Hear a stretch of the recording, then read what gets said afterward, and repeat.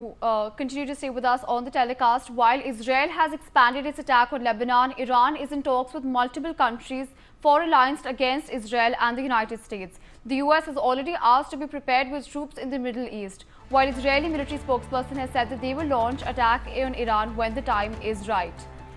Meanwhile, after recent attacks on Hezbollah by Israel, Kateb Hezbollah has issued a warning saying that it will wipe off 12 million barrels of oil from the international market of Israel, Iranian oil fields and infrastructure. Iran has also warned countries that it will not supply oil. So what essentially can you tell us about this? My colleague Mendigar joining us on the telecast in telling us about what essentially the scenario between Iran and Israel is. Of course, there are also talks about Israel potentially targeting certain oil fields in Iran. There's talks about how even the Iranian oil minister visited certain oil fields in a bid to sort of perhaps even check the state and the security of them. Mendi, what more can you tell us about this? Well, yes, three big developments are coming right now because Iran has been working to strengthen its alliances with various countries, especially in the context of rising tensions in the Middle East, particularly with the Israeli-US alliance.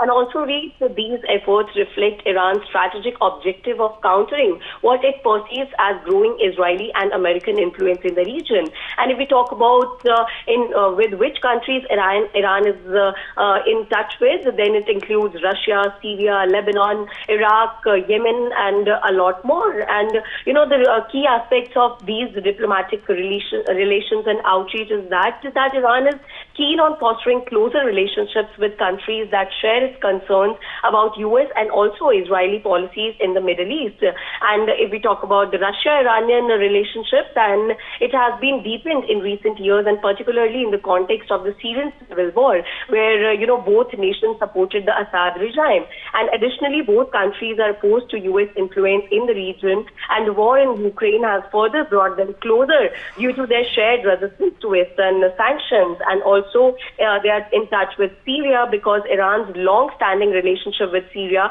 where it supports Bashar al-Assad, is pivotal in Tehran's regional influence. And also Syria serves as a critical ally and a link to Lebanon's Hezbollah, another key player in its regional network. And Iran has significantly influence over Iraq, particularly through various Shiite militias, and that have been powerful political forces. And post-Saddam Iraq has seen Iran's influence grow, especially among Shiite groups. So they are expanding their influence in Central Asia also, and Iran has been looking to broaden its ties with Central Asian countries and another emerging powers like China, because China is a key economic partner of Iran, and especially after the signing of a 25-year strategic cooperation agreement that includes military cooperation and economic investment. So this partnership offers Iran a counterweight to Western sanctions and also strengthen its position in an evolving global power structure. Apart from that, if we talk about the other developments that we are seeing right now, then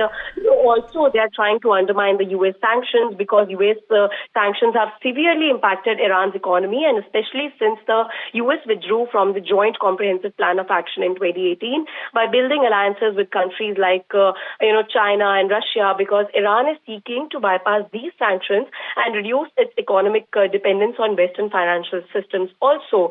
And also Kateb Hezbollah, a powerful Iraqi Shiite militia with strong ties to Iran, has issued a stark warning that it would take drastic measures against the global oil supplies if Israel were to strike Iran's oil fields or critical infrastructure. So yes, big developments are coming right now because Iran is doing their best to maintain their good relationships with several countries. Yes. Right, Mendi, continue to stay with us on the telecast as we track more developments.